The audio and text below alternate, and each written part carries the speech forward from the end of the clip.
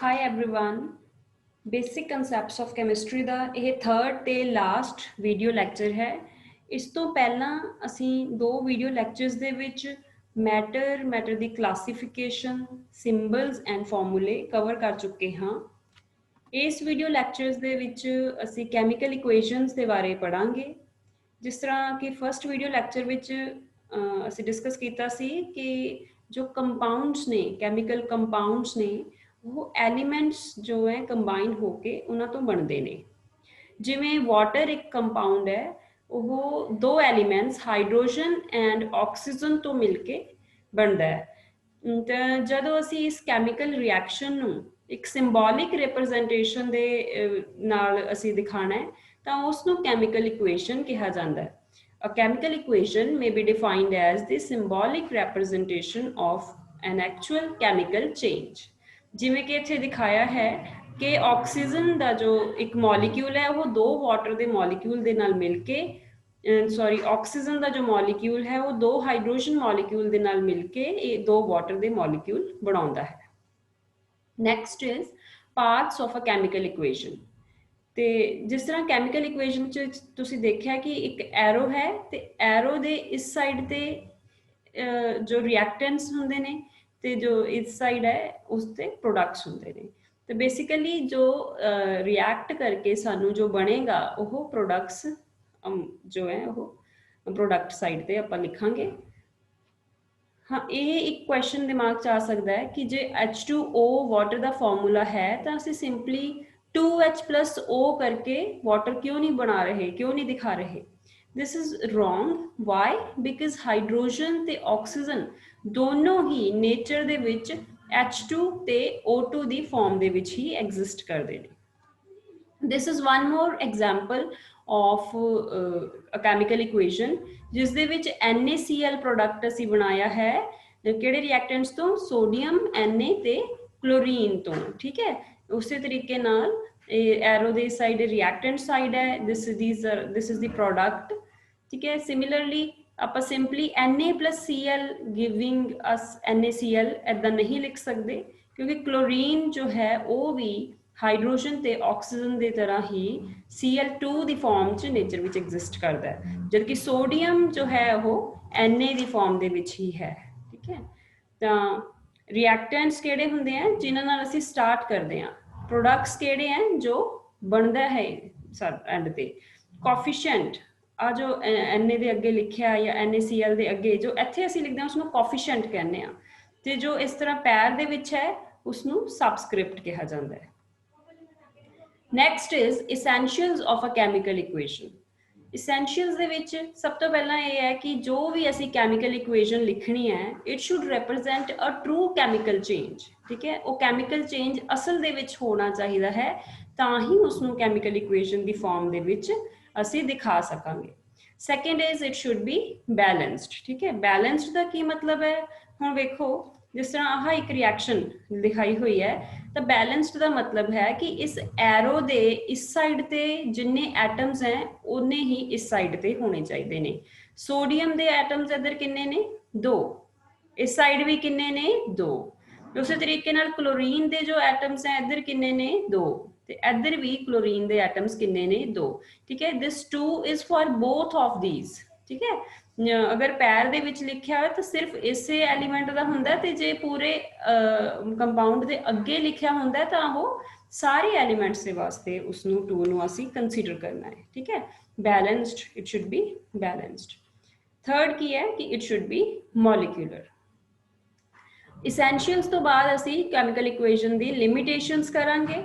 Limitations ਦੇ ਵਿੱਚ ਸਭ ਤੋਂ ਪਹਿਲਾਂ ਹੈ ਕਿ ਸਾਨੂੰ ਕੈਮੀਕਲ ਇਕੁਏਸ਼ਨ ਜੋ ਹੈ ਉਹ ਰਿਐਕਟੈਂਟ ਤੇ ਪ੍ਰੋਡਕਟ ਦੀ ਫਿਜ਼ੀਕਲ ਸਟੇਟ ਬਾਰੇ ਨਹੀਂ ਦੱਸਦੀ। It fails to tell us about the physical state of reactants and products. ਠੀਕ ਹੈ, ਕਿ ਸੋਲਿਡ ਸਟੇਟ ਹੈ ਜਾਂ ਲਿਕੁਇਡ ਹੈ ਜਾਂ ਗੈਸ਼ੀਅਸ ਹੈ। Second is the reaction conditions, ਕਿ ਸਾਨੂੰ ਕੈਮੀਕਲ ਇਕੁਏਸ਼ਨ ਤੋਂ ਇਹ ਵੀ ਨਹੀਂ ਪਤਾ ਲੱਗਦਾ ਕਿ ਕਿਹੜੇ ਟੈਂਪਰੇਚਰ ਤੇ ਹੋਈ ਹੈ ਰਿਐਕਸ਼ਨ ਜਾਂ ਕਿਹੜੇ ਪ੍ਰੈਸ਼ਰ ਤੇ ਹੋਈ ਹੈ। ਠੀਕ ਹੈ, ਹੁਣ ਇਹ ਜੋ ਲਿਮਿਟੇਸ਼ਨਸ ਹੈ ਜਿਸ ਤਰ੍ਹਾਂ ਕਿ ਫਿਜ਼ੀਕਲ ਸਟੇਟ ਹੈ ਤਾਂ ਉਹ ਕਿਵੇਂ ਦੂਰ ਕੀਤੀਆਂ ਜਾਂਦੀਆਂ ਨੇ ਕਿ ਅਗਰ ਅਸੀਂ ਇੱਥੇ ਨਾਲ ਹੀ ਇੱਥੇ ਇਹਦੇ ਮੈਂਸ਼ਨ ਕਰ ਦਈਏ, ਬ੍ਰੈਕਟ ਦੇ ਵਿੱਚ ਮੈਂਸ਼ਨ ਕੀਤਾ ਜਾਂਦਾ ਹੈ ਕਿ ਸੋਲਿਡ ਹੈ ਜਾਂ ਲਿਕੁਇਡ ਹੈ। ਤੇ ਜੇ ਟੈਂਪਰੇਚਰ ਦੀ ਜਿਹੜੀ ਮੈਂ ਸੈਕਿੰਡ ਲਿਮਿਟੇਸ਼ਨ ਦੱਸੀ ਹੈ ਉਹ ਕਿਵੇਂ ਦੂਰ ਕੀਤੀ ਜਾਂਦੀ ਹੈ ਕਿ ਇਸ ਐਰੋ ਦੇ ਉੱਪਰ ਲਿਖ ਦਿੱਤਾ ਜਾਂਦਾ ਹੈ ਕਿ ਇਹ ਰਿਐਕਸ਼ਨ ਕਿਹੜੇ ਟੈਂਪਰੇਚਰ ਤੇ ਕਿਹੜੇ ਪ੍ਰੈਸ਼ਰ ਤੇ ਜਾਂ ਕਿਹੜਾ ਕੈਟਲਿਸਟ ਹੈ ਉਹ ਇਸ ਐਰੋ ਤੇ ਅਸੀਂ ਲਿਖ ਸਕਦੇ ਹਾਂ। थर्ड इज कि whether the reaction is endothermic और एक्सोथर्मिक। ठीक है, इस बारे असी अगलियां स्लाइड्स दे विच डिस्कस करांगे। फोर्थ, रेट ऑफ रिएक्शन सानू नहीं पता लगता कैमिकल इक्वेशन तो कि कोई जो रिएक्शन है वो स्लोली हुई है या क्विकली हुई है। फिफ्थ, कि whether the reaction is reversible और इरिवर्सिबल। ठीक है, these are the limitations of a chemical equation. Next is balancing of a chemical equation. जिस तरह मैं पहला भी दसिया ही है कि बैलेंसिंग का मतलब है कि वो इक्वेशन जिस दे विच contains equal number of atoms of each kind in the reactant and products.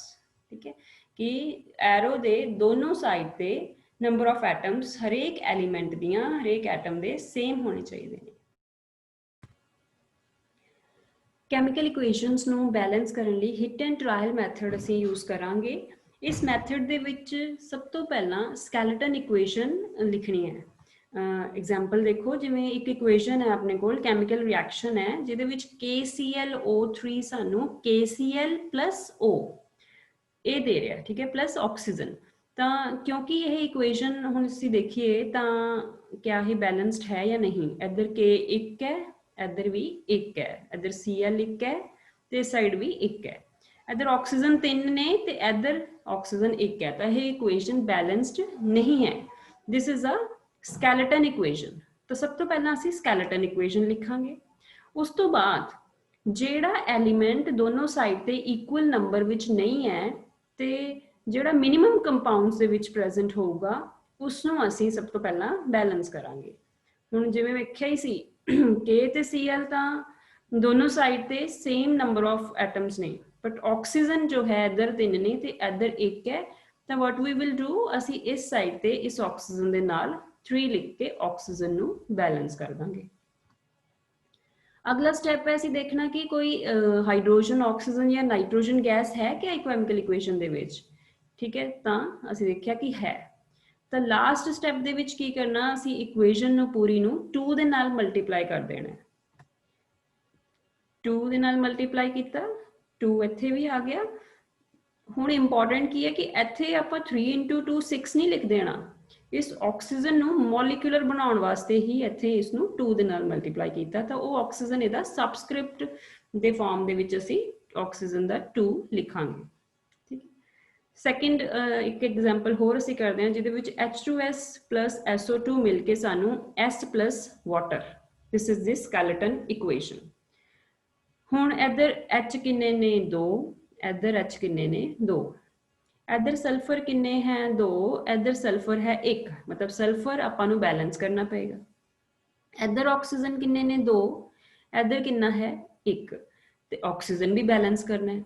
हुण असीं देखना है कि ऑक्सीजन ते सल्फर विचों पहलां किहनूं बैलेंस करना है। तो आपां उहदा की हिसाब लगाना, आपां देखांगे कि जो ऑक्सीजन है वो किन्ने नंबर ऑफ कंपाउंड्स प्रेजेंट है। ऑक्सीजन इस दे विच नहीं है 1, इस दे विच भी नहीं है 2, 2 कंपाउंड्स दे विच ऑक्सीजन है। तो सल्फर 1 2 3।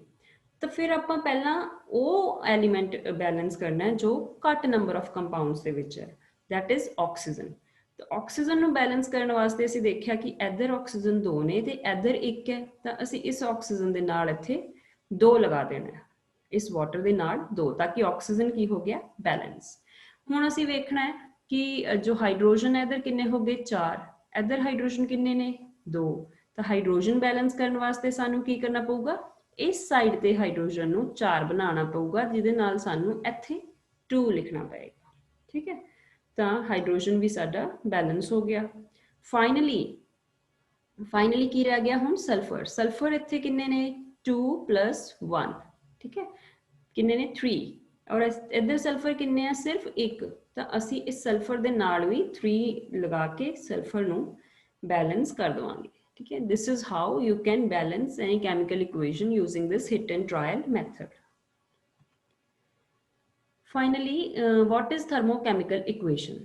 ਹੁਣ ਥਰਮੋਕੈਮੀਕਲ ਇਕੁਏਸ਼ਨ ਸਮਝਣ ਤੋਂ ਪਹਿਲਾਂ ਇੱਕ ਚੀਜ਼ ਸਮਝਣੀ ਪਏਗੀ ਕਿ ਜਦ ਵੀ ਅਸੀਂ ਕੋਈ ਕੈਮੀਕਲ ਰਿਐਕਸ਼ਨ ਕਰਦੇ ਹਾਂ ਤਾਂ ਅਸੀਂ ਕੋਈ ਦੋ ਮਤਲਬ ਕੈਮੀਕਲਸ ਨੂੰ ਮਿਕਸ ਕਰਦੇ ਹਾਂ, ਤੇ ਜਦੋਂ ਕੈਮੀਕਲਸ ਨੂੰ ਮਿਕਸ ਕੀਤਾ ਜਾਂਦਾ ਹੈ ਤਾਂ ਕਈ ਵਾਰ ਤਾਂ ਰਿਐਕਸ਼ਨ ਐਜ਼ ਸੱਚ ਹੋ ਜਾਂਦੀ ਹੈ, ਪਰ ਕਈ ਵਾਰ ਕੀ ਹੁੰਦਾ ਸਾਨੂੰ ਉਸ ਰਿਐਕਸ਼ਨ ਨੂੰ ਹੀਟ ਕਰਨਾ ਪੈਂਦਾ।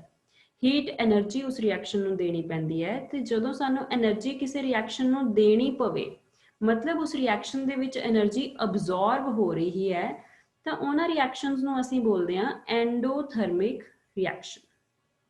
ਤੇ ਦੂਸਰੀ ਪੋਸੀਬਿਲਿਟੀ ਕੀ ਹੁੰਦੀ ਹੈ ਕਿ ਅਸੀਂ ਕੋਈ ਦੋ ਕੈਮੀਕਲਸ ਨੂੰ ਮਿਕਸ ਕੀਤਾ, ਉਹਨਾਂ ਦੇ ਵਿੱਚ ਰਿਐਕਸ਼ਨ ਹੋਈ, ਤੇ ਰਿਐਕਸ਼ਨ ਹੋਣ ਦੇ ਨਾਲ ਨਾਲ ਉਹਦੇ ਵਿੱਚੋਂ ਹੀਟ ਬਾਹਰ ਨਿਕਲਦੀ ਹੈ, ਹੀਟ ਇਵੋਲਵ ਹੁੰਦੀ ਹੈ, ਤੇ ਜਦ ਹੀਟ ਇਵੋਲਵ ਹੁੰਦੀ ਹੈ ਉਸ ਨੂੰ ਕਹਿੰਦੇ ਆ ਅਸੀਂ ਐਗਜ਼ੋਥਰਮਿਕ ਰਿਐਕਸ਼ਨਸ।